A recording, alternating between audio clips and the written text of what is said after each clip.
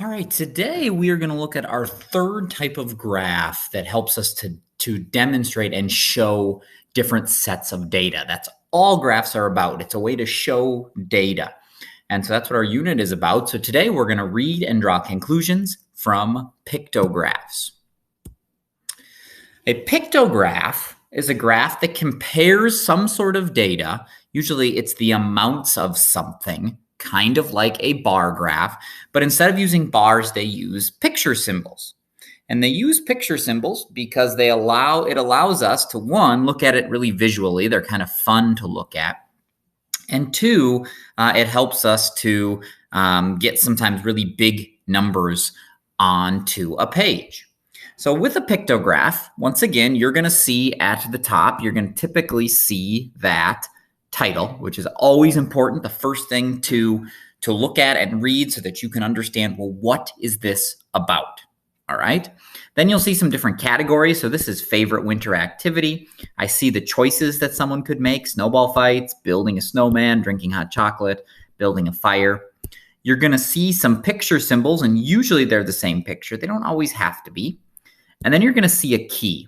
And this key is important. The key tells you how much each of those picture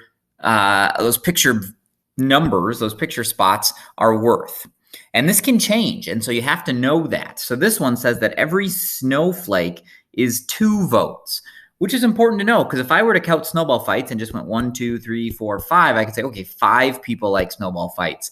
But that's not true, because it says every snowflake is 2 votes. So it actually would be 2, 4, 6, 8, 10. All right, so we look at this and we figure out, hey, how much is each picture worth? All right, so we do this so that we can count up and make some conclusions, right? And so I can see that snowball fights was the most with 10. Building snowmen's was 2, 4, 6. And then I see a half symbol. All right, there's going to be half symbols. Well, if I think about this, if 1 full snowflake is 2, and we have half a snowflake, that must mean that it's 1. So this would be 2, 4, 6, and then add 1, that would be 7. All right, so you're going to get half symbols, and usually it's just half of whatever the number is that you're working with. Okay, so we do this to draw conclusions, and drawing conclusions means, hey, we're going to come up with some sort of statement, something we learned about this. And if this were my class and I got this, I would definitely, if we had some sort of party or something like that, I could say we're going to go outside, because these kids, whoever did this graph or answered this question, likes the 2 activities that were outside. The 2 inside activities were not as much. So if I had to pick as a teacher, one conclusion I make is that whoever answered this, they would prefer to be outside playing in the snow instead of inside looking at it. Okay, pictographs. Here's another one. Every time I get to a graph, I first try to understand what I'm trying to learn from it. This is about running laps. I see Marshall, Austin, Perry, William, Caleb. That tells me, I've heard those before, so in my background knowledge, I can kind of tell that these are names. We have our picture, so it must be how many laps each of these kids ran. I have to fill in some of the blank spots with my knowledge. I have to make really good guesses based on what I know. And down at the bottom, it says each shoe is 2 laps. This is another one where it's 2. So I could easily count these up. 2, 4, 6, 8, 10, 12, 14, 16. So I just count up all the pictures to give me a total. So I could say, hey, Marshall, he ran 16 laps. All right. So one conclusion that I could make is that, I think Marshall and Austin are the 2 fastest or best runners because they ran the most laps. But everyone was pretty close. They must have been doing this as a class or something, because everyone was pretty close. All right. So there's another pictograph. Okay. Nope, don't want that.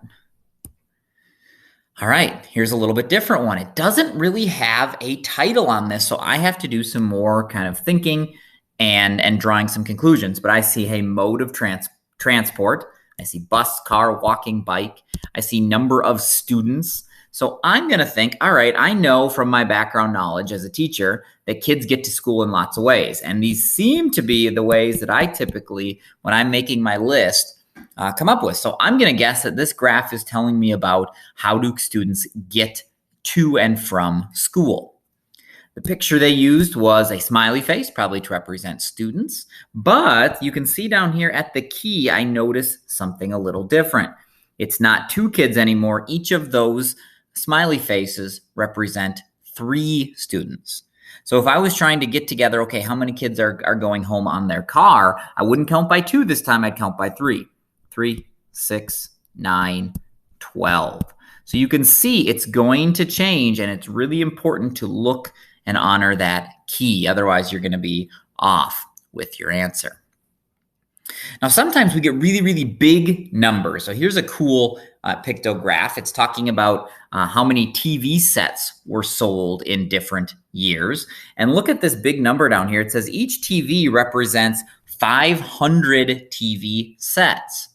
All right, so if I'm doing this, if I'm trying to figure out, well, how many were sold in 1990, I have 2 different TV sets.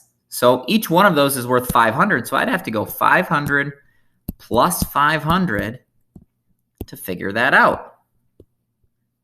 And so it would be 1,000. Look at 95. I'd have to do 500 plus 500 plus 500 plus 500 plus 500.